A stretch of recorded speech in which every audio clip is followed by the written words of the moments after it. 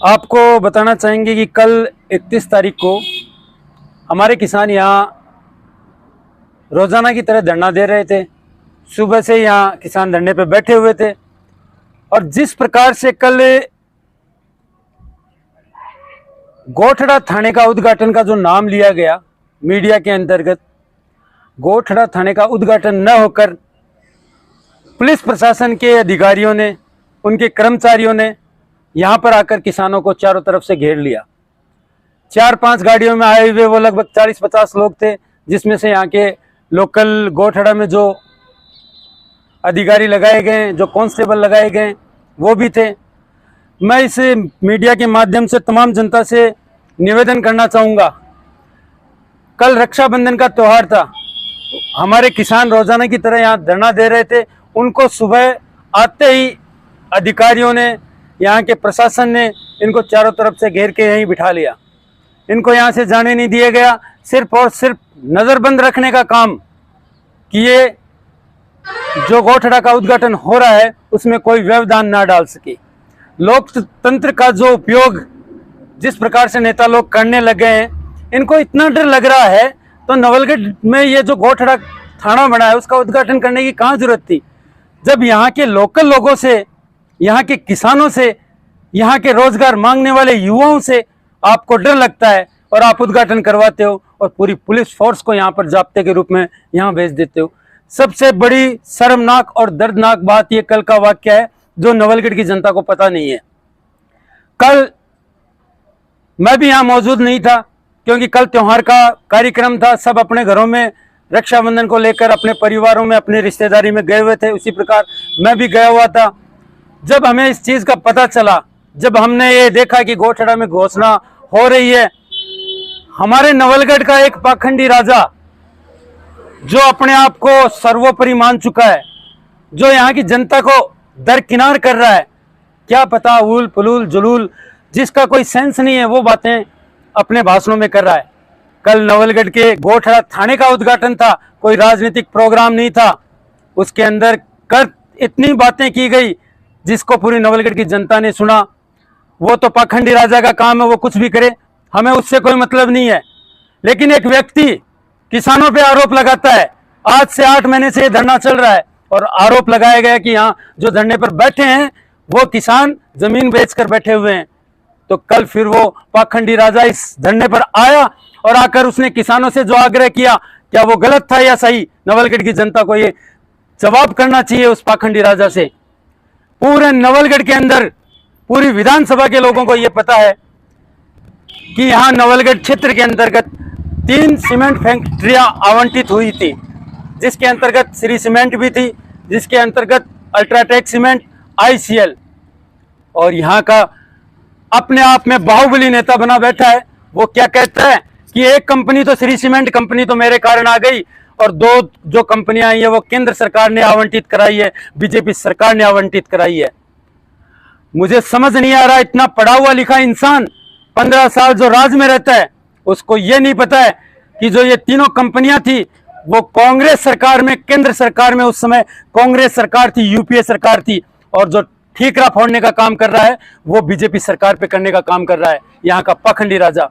मैं आपको सबको मीडियम के माध्यम से बताना चाहूंगा कि जब श्री सीमेंट, अल्ट्राटेक और ICL ये तीनों कंपनियां यहाँ आई थी तो उसका आवंटन का जो ब्लॉक आवंटन होता है वो केंद्र सरकार के द्वारा किया गया था, और वो केंद्र सरकार उस दौरान मौजूदा कांग्रेस सरकार थी, और उसी कांग्रेस सरकार के यहाँ पे मौजूदा विधायक थे।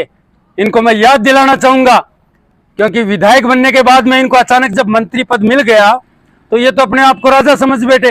नवलगढ़ की जनता तो कुछ समझती नहीं है, यहाँ पढ़े लिखे हुए लोग हैं नहीं, तो अपने भाषणों में आजकल गांव में जाता है, इन किसानों को बदनाम करता है कि किसान अपने मुआवजे के लिए नहीं बैठे हैं, मुझे बदनाम करने के लिए बैठे हैं।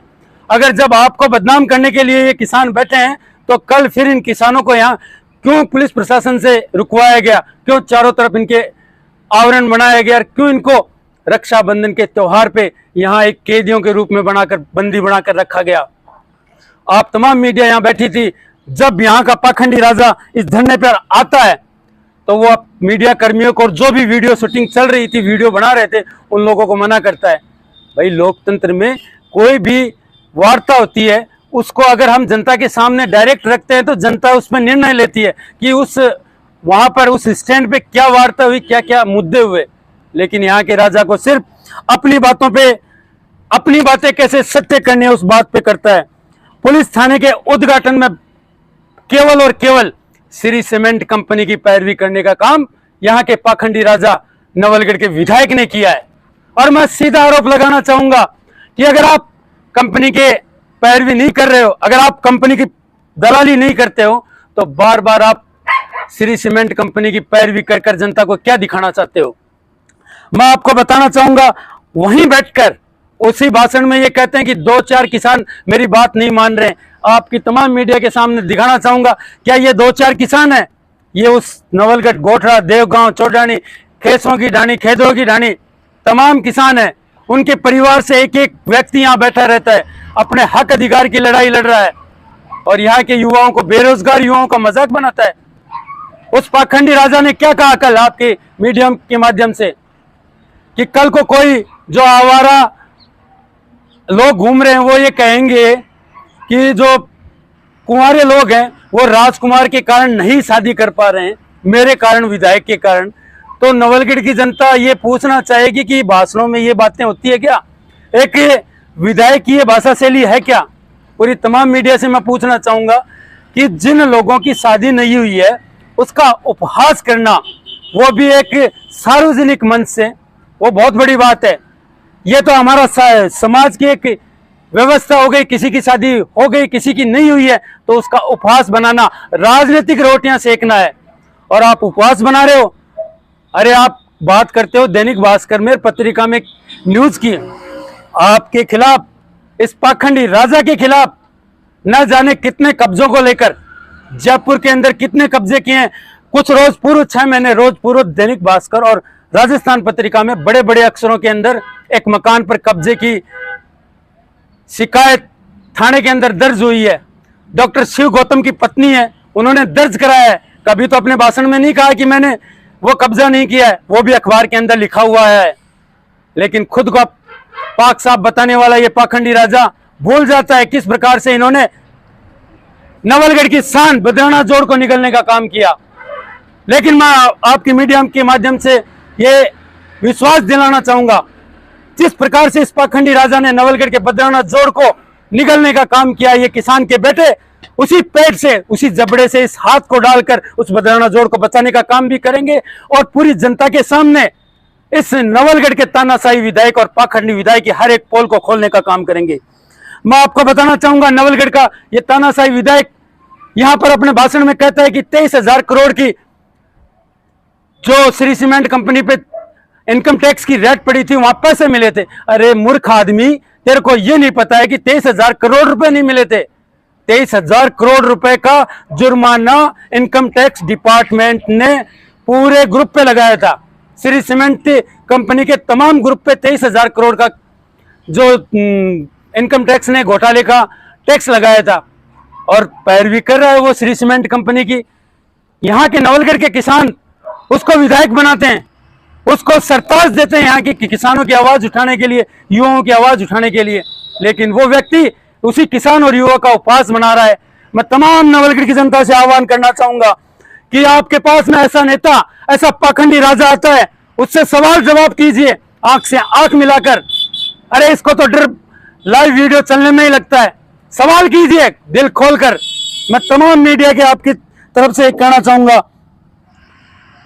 और कल तो बहुत बड़ी बात कह दी आपके ही इस उद्घाटन में, गोठड़ा के थाने के उद्घाटन में, कि मैं लास्ट ऑप्शन हूं किसानों का। मतलब नवलगढ़ के किसानों ने इस पाखंडी राजा को राजा बनाकर बहुत बड़ी गलती कर दी कि मैं जो करूंगा इस श्री सीमेंट कंपनी में वो काम मैं ही कर सकता हूं। 10 लाख रुपए मैंने करवाए हैं। और ये पूरा मंच और श्री सीमेंट संघर्ष समिति ये कहती है कि हम आपकी बातों का दरकिनार करते हैं और आने वाले समय में ये तय करके बताएंगे कि आप ऑप्शन नहीं हो, आप जनता के चुने गए व्यक्ति हो। और आप जब जनता के साथ में दुर्व्यवहार, दुराचार और भ्रष्टाचार करोगे तो ये जनता परिवर्तन के रूप में इस नवलगढ़ को स्वतंत्र करने का काम करेगी। जब यहाँ पर धरने पे वो आए उस समय मैं मौजूद नहीं था।